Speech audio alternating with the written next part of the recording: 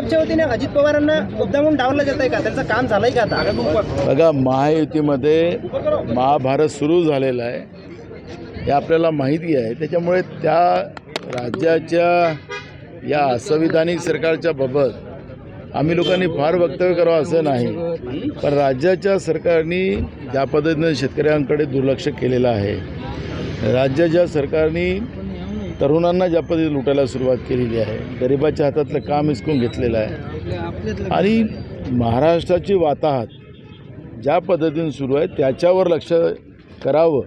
त्यांचा आपसात काय भांडण आहे त्याच्याशी या राज्याच्या जनतेलाही घेणं देणं नाही आणि आम्हाला पण त्याचं काही महत्त्व नाही.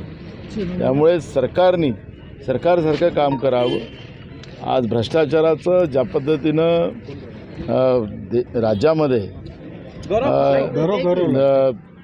भ्रष्टाचाराचं राज्य निर्माण करण्याचं काम या सरकारने केलेलं आहे, त्याला कसं आम्हाला थांबवता येईल त्याच्यावरचं आमचं काम चालू आहे. सर, मात्र सुनील तटकरे यांनी म्हटलं आहे की काँग्रेसचे मतं मला या निवडणुकीमध्ये मिळाली आहेत. काय सांगण्यात?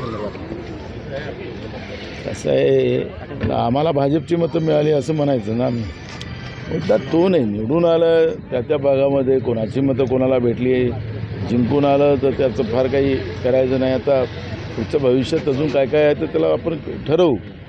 पण मूळ प्रश्न आहे की भाजप आणि भाजप-प्रणीत सरकार जे महाराष्ट्रातलं आहे हे महाराष्ट्राच्या विरोधी आहे आणि म्हणून महाराष्ट्राच्या विरोधी सरकारला सत्तेतून बाहेर काढणं हे आमचं सगळ्यांचं दायित्व झालं. समन्वयाची नाही आहे, राज्याच्या जनतेचं आभार मानायसाठी आम्ही उद्या सगळे एकत्रित येणार. म्हणजे ते आज वेळेवर हा प्रोग्राम तयार झाला. मी इकडे दौऱ्यावर आहे, त्यामुळे आमच्याकडून आमचे माजी मुख्यमंत्री ज्येष्ठ काँग्रेसचे नेते पृथ्वीराज चव्हाण साहेब आणि आमचे CLP नेते बाळासाहेब थोरात यांना सांगितलं की आपण तिथं उपस्थित राहू. आता त्यांनी अजित पवारांचा जो सिकर बँकेचा घोटाळा आहे त्याच्यावर आक्षेप घेतलेला आहे. आक्षेप घेतला पण आंदोलन करत नाही ना अण्णाजी. अण्णांनी सांगा, पहिले जसं काँग्रेसच्या काळात आंदोलन करायचं तसं अण्णाजींनी आंदोलन केलं पाहिजे. त्यांच्या स्टंट म्हणाला हा तुम्ही? मी आता त्यांच्याबद्दल नाही, ते ज्येष्ठ आहेत, त्यांच्याबद्दलची प्रतिक्रिया तशी देता येणार. संधी मिळाली असल्याचे बोलले, काय सांगा?